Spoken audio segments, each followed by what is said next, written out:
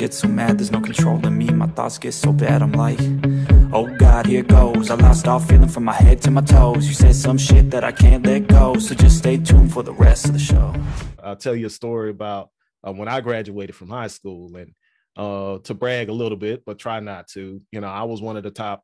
And just remind me where you are in the States. I am in Maryland, so I'm right outside the DC area, but I grew up in Georgia, the deep South, probably the most racist area of the country, still is, you know, to these days. The area, the parts of the country that fought against the North in the Civil War, so to speak. Yeah. So growing up, you know, even, and this is why Black History Month is so important. I'll tell you the story now. I'll put the point on it.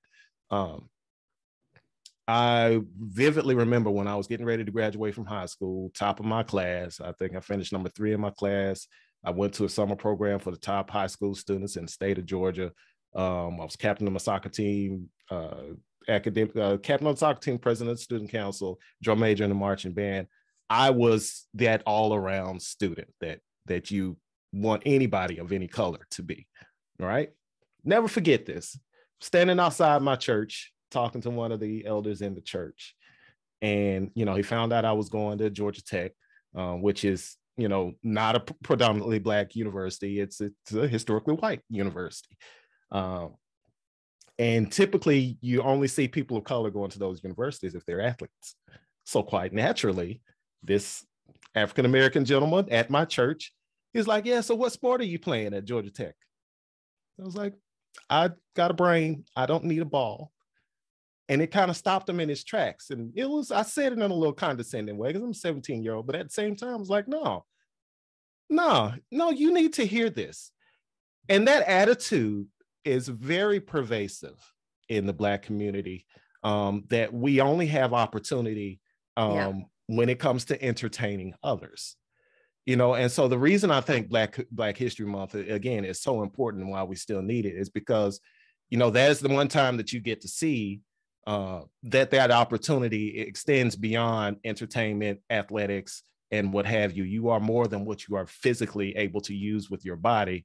You know, your brain matters too. And there are a lot of smart people that look like you that are doing some amazing things in this world. And you can be and aspire to be one of those too. And if not you, definitely try to raise your kids, you know, to be able to avail themselves of those opportunities. Absolutely. And you made such a valid point, because a lot of these stigmas, there's a lot that we carry as baggage being minorities. And I count myself, and I think of my family history. I think when you're an immigrant and you're having to, and that whole, you know, the whole agenda around code switching, you've got to behave in a certain way to fit in, and you know, you're chipping away at your identity each time you do it. Absolutely. But some of it comes from your own community. Absolutely. 100%. Some of it comes from, you know, stay in your lane. Yep. You know, some of that is actually comes from, and I remember my parents having that to an extent, but it was about safety and protection, and it didn't come from.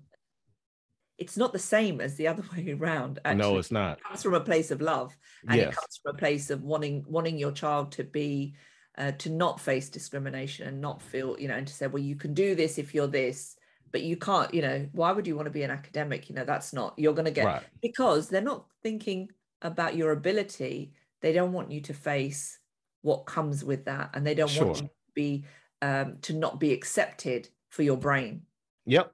So that's where it doesn't, but it's almost like an automatic switch where they think, well, that must be what it is. Right. So you're so right. It's such a huge part of our identity that if we don't change that for our children, it will persist.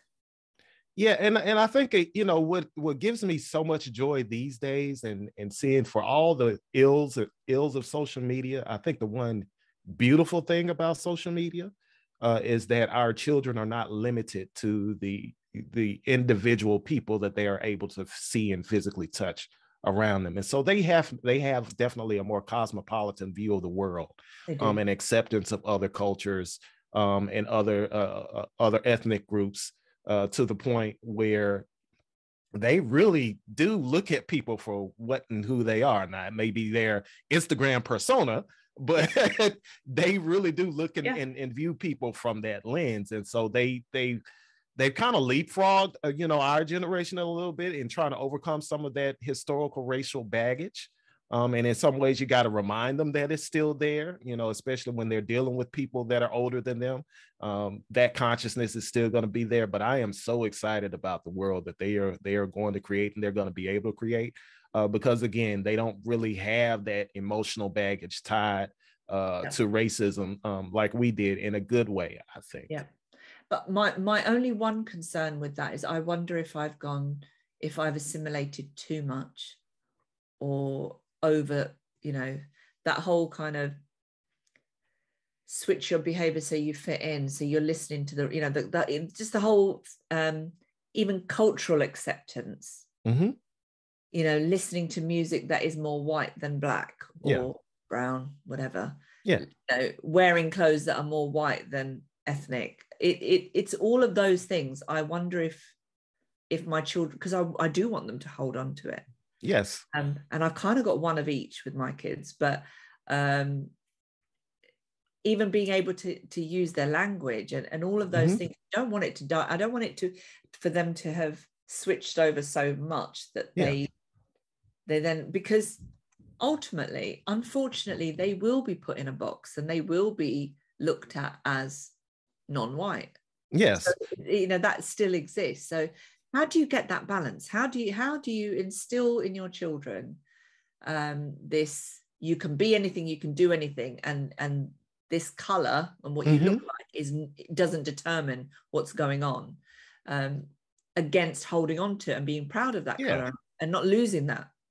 And I think you make it the way that we have, my wife and I have walked that balance, because we, similar situation in our neighborhood. I mean, our area is probably the most cosmopolitan, or kind of microcosm of DC that you can get. And I think we've done a good job of really making sure that they understand fundamentally who they are and where they came from. And if you do that, and that foundation is there, how they build upon that foundation, because you've got to allow them that space to build it on their own and for what they want it to be. But that foundation and that core needs to be rooted in your family and your identity and kind of where you came from, and understanding your own history of where you want to go, and your own history, where your family has been, and how you came to be to this point, so that you can build upon that foundation and take it to where you want to go. I think for us, it's been all about not limiting opportunities, and kind of removing a lot of the barriers that we even experienced, my wife and I experienced as we were growing up. And the barriers that we are experienced are not even close to the barriers that our parents experienced, and so that's, you kind of got to take those, even though it might seem frustrating, and it might seem like it's not happening fast enough. America today is not the same America it was in the 50s and 60s, 70s, 80s, and even the 90s when I was growing up. So you kind of got to accept that, but also, like I say, not lose sight of that foundation of who you are, where your folks came from, who those folks are, your cousins, your aunties, and all of that, your grandparents, great grandparents. And again, give them that opportunity and that latitude to build upon that, so that they can make their lives great for themselves and the communities around them. I don't ever slow up, no, I don't take shit. I got no love for the fakeness. If you wanna play tough and wanna hate this, I'll always show up. I don't ever slow up, no, I don't take shit. I got no love for the fakeness. If you wanna play tough and wanna hate